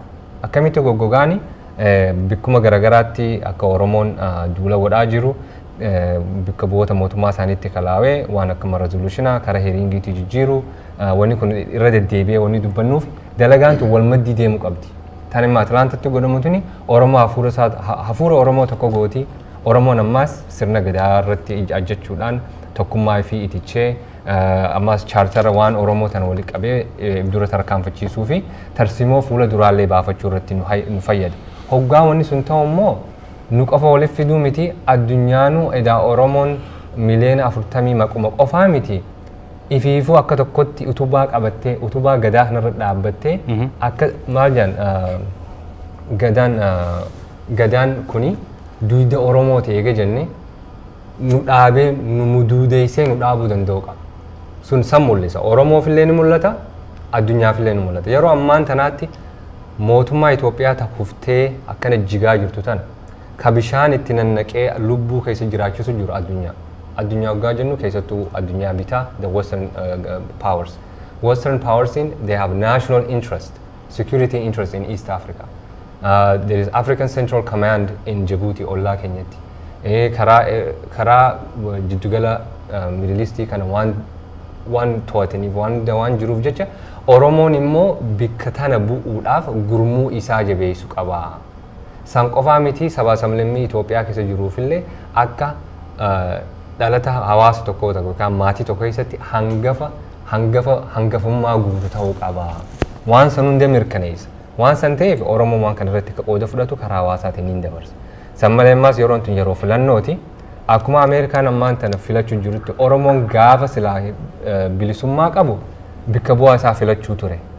Amma mootummaan Itoophiyaa ka jigaa jiru kuni hiree teenya ta'amata 140 dura qabaachuu ture san deebisaa jirraa jechuudha. Asitti warri ala jiru kun waa'ee filmaataa kana keessatti qooda fudhannu Oromummaa haa barsiifnu waan Oromoon if keessatti godhee fi mari'achaa jiru kanaaf mul'ataan garaa qulqulluudhaan yaada addaatiin walitti dhufnee haa itichinuun ja'a. San karaa waliin maal jettaati? I think gaafii amma xumura gaafattee fi yaada qabda yoo jiraate waan jiru irratti Jamaal waan lama jechuu barbaada. Tokkoffaa gaafii atamma gaafattee akka itti hubadhuu fi akka Dr. Oskeel asiin durallee addas ibsaa turetti waraqaan kun yookaan ammoo dookumentiin kun gaafa Atlaantaa achiin dura ergama. Warri hawaasa garaagaraa waan kana irratti hirmaatanii nama agartee akka baay'ina isteet isaaniitii fi bakka garaagaraa jiranii fi haala garaagaraatiin ilaallamee delegeetiin isaanii ni dhufa. Waan kana irratti ammoo fairly haala qixa ta'een namoota aktivistii akkuma dura jedhe dabalatee abboota qabeenyaa dabalatee gara amantiitiinis haa ta'u gara dargaggootiin manguddootiin qaamni hawaasaa yoo jennu qaama mara qaba hawaasni tokko san cufa ammatee haala saniin namni dhufu akka baay'ina isteetaatiin fakkeenyaaf yoo kana jedhu namni 35-40 Minisootaa jiruu fi namni isteeta biraa 2,000-3,000 jiru akka tokkotti dhufa jechuu hin dandeenyu maaliif wanni baay'ee ilaalamuu qaba akka ammoo abboota yookaan ammoo hoogganoota siyaasaa qaama siyaasaa dabalatee jechaadha. Kan akkasitti namni kun yoo dhufe yoo achiin dura mari'atan waan sirrahuu qabu yoo sirreessan gaafa agartee wanni kun yaa'iin kun ta'ee mari'atame bulii 2-3 booda waan itti walii galame tokkoon achi keessaa bahama. Eega waan saniin bahameen booda wanni kun akka ammallee kaasaa jirru kanamaafillee sirriitti ifa ta'uu qabu. Asirratti yoo barbaachisaa ta'e Dr. Skeeles dabalee kennuu ka danda'u yaada kennuu ka danda'u waraqaan kuni ka jalqabaati malee yookaan ammoo walgahiin kun ka jalqabaati malee ka xumuraati miti. Makaas kun waa eegalaa jirra malee Oromoon ufiinuu abbaa ta'ee biyyaaf deemuuf agartee mootummaa kufaaru kanaaf of qopheessuu waan jedhu uummatatti himaa jirra malee akka amma Dr. Obsaan jedhe biyyoota agartee warra mirga namaatiif dalagantu jira warra waan garaagaraa dalagantu jira dirqama sirra maqaa dhahuu hin qabnu warroota agartee nama laalutu jira mootummoota as keessatti wayyaanee gargaaraa Oromoo waliin amma haala aanjessuuf waan garaagaraa haasaantu jira yoo Oromoon kana mari'atee godhee ummanni kun dhugamaan adaatti qophaa'aa jira ummanni kun yoo biyyallee itti dhufanii angoollee itti dhufanii abbaa biyyummaa isaanii karaasaa ta'anii advokeet godhansanii qabatanii intarestii Ameerikaa intarestii westernii intarestii ilma namaa qabatanii sabbichuu Oromiyaa keessa jirullee qabatanii waan achi keessa jiru qabatanii jiraachuu ni danda'anii waan jiru dookumentii kan arguun isaanii hinaaf yaadni isaanii ni fudhatama warri akka keenya kanatti yeroo baay'ee qabsoo godhanii yeroo baay'ee waan baay'ee keessa dabarsanii chaartarii garaagaraa qopheessanii irra mari'atanii namoota agartee seeraanis haa ta'u muuxannoonis haa ta'u ogummaa garaagaraatiin waan muuxannoo gahaa qaban biyyoota ollaa irraa haa ta'u keessattuu biyyoota ollaa irraa waan akkanaa kana dhaaluun baay'ee barbaachisaadha maaliif akka Ameerikaatti wanni kun dirqama bahuu qabu kan nu gargaaru akka biyya jiru ji'oogiraafikaalii namoonni ollaa keenya jiru eenyu waliin maal waliin waan jedhutu wanni addaatti ta'uu fi wanni liqeeffatamu hedduutu jira jechaadha haala saniin maratamee kan waliigal akkuma duratti tuquuf yaale Oromoon biyya alaa keessa jiru hundi irratti qophaa'ee bakka tokkotti jilli guddaan Minisootaa ta'uu danda'a akka baay'ina uummata asiitii fi Oromiyaa xiqqoo jennee yaamaa jirra kun mataa nama maraa keessa jiraachuu qaba bakka biraa ta'uu danda'a waan koreen kun of duratti maratee waliin godhu jechaadha akka namni martinuu itti gammaduu fi akka namni martiniyyuu marallee itti gammaduu baatu harki guddaan harki wayyabaa irratti walii galee itti hirmaatuu danda'utti waan of dura ta'uuf deemu jechaadha asirratti waan dabaluu barbaadee fi haala saniin namni dhagahullee sirriitti osoo hubatee mataa keessa kaawwatee bareeda jira kabiraa ammoo gara xumuraatti waan dabaluu barbaadu keessattuu akka waldaawolee hawaasaa garaagaraa keessaa fi yaadaa fi wannaa isaaniitiin koree kana keessa jirrutti ammallee irra deebi'aa wanni agartanii duuba teennee waliin waa jechuu irra eega yaadni akkanaa guddaan ka'ee keessatti dhufnee hanqina jiru itti edaanee waan kana waliin akka goonu abbummaan kanama maraati abbummaan waan kana kenna cufaaf kanama maraati malee eenyus abbaatti ta'e eenyus abba lammiitti ta'e eenyu ammoo ijoollee yookaan ammoo daa'ima guddifachaa fi guddifachaa ka ta'e hin jiru ta'uufillee hin jiraatu itti kalaahaa itti qophaahaa waan kana agartanii gara weebsaayitii jiruutiin illee itti barreessaatii odeeffannoo argachuu hin dandeettanii gara waldaa hawaasa keessa jirtaniitiin isteeta naannoo jirtaniitiin argachuu ni dandeettanii jechuu barbaadeeti so asirratti ammallee wanni garaagaraa ka deemutu jira gara mana marii Ameerikaatiin yookaan ammoo US Senators biilii qophaa'aa jirutu jira akkuma duratti akkaamii sadaffaa keessatti waa'ee advocacy or strategy of advocacy humanitarian waan jedhu keessatti ka'ee jira akkaataan non diplomaasii yookaan immoo advocacy keenya akkamitti dalagna jiru kan keessatti qaama kanaa jechaadha.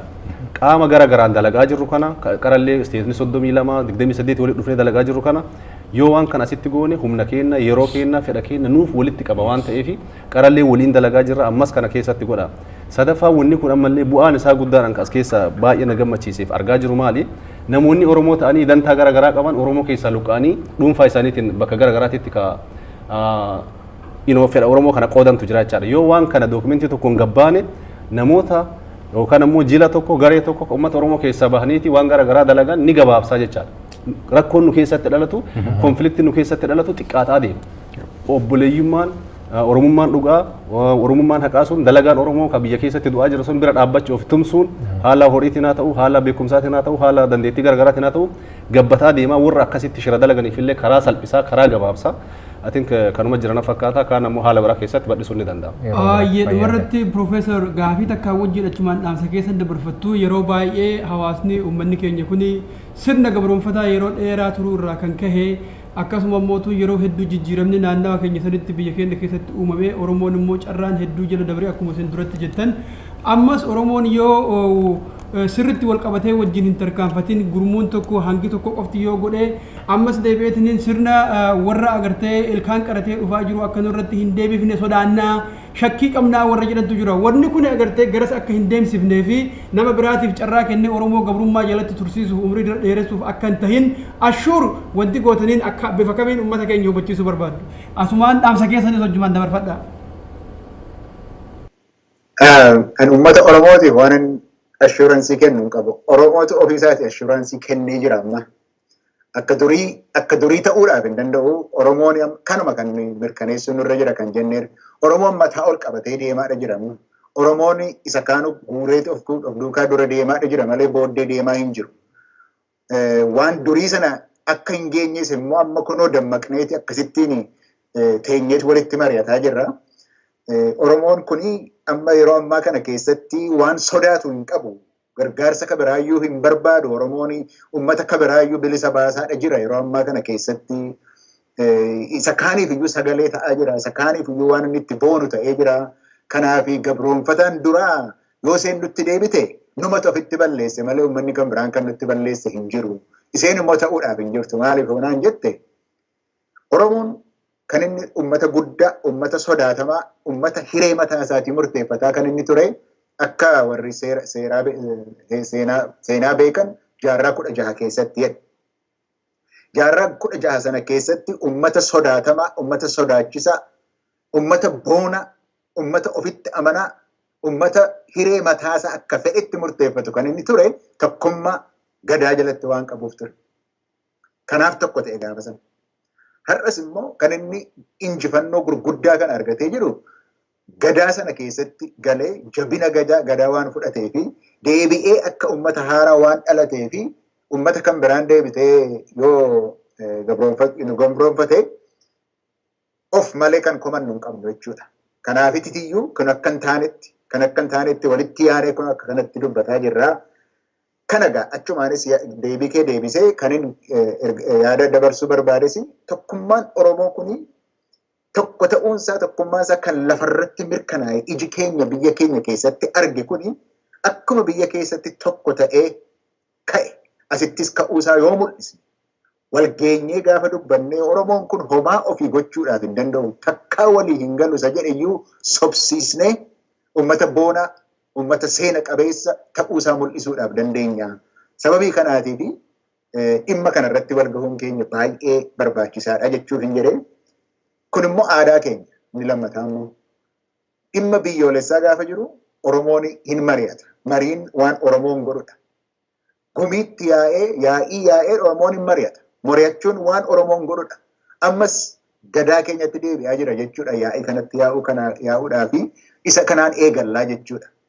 Sadaffaan immoo waan dabarsuu barbaadu waan olola kanaati. Tokkoffaa akkuma sila jedhe Oromoon gaafa wal gahu ololli hinuma yaa'a, hinuma ka'a lafuma halleetiiti. Egaa kan diinarraa dhufus jira. Diinni diina siraas hiree nuun laatu kan diinaati. Inni kan keenyaa garuu waan amma nuyi gochaa jirru kunoo amma asitti illee akka kanatti kan dubbannu weebsaayitii qabna. Waan godhamaa jiru uummata keenyatti yeroodhaan akka inni faca'u hin goona. Olola diinaa lafa keenye isa kan keenyaa garuu akkuma si'a meeqa dubbatame iddoodhaan hin geenye waan barbaachisu hundumaa ammanni akka odeeffannoo akka garaagaraa akka inni argatu hin goona. Isa fudhanneeti wal qabanneeti kanuma waan sadan kana kan inni ergaa dabarsuu fedhamu. Galatoomaa ulfaadhaa hundi keessanuu asirratti nu dhiyaattanii maqaa Oromoo TV fi maqaa uummata Oromoo tattaaffii isin gootan hundumaa dinqisiifataa milkii gabaadhaa ulfaadhaa. Galatooma.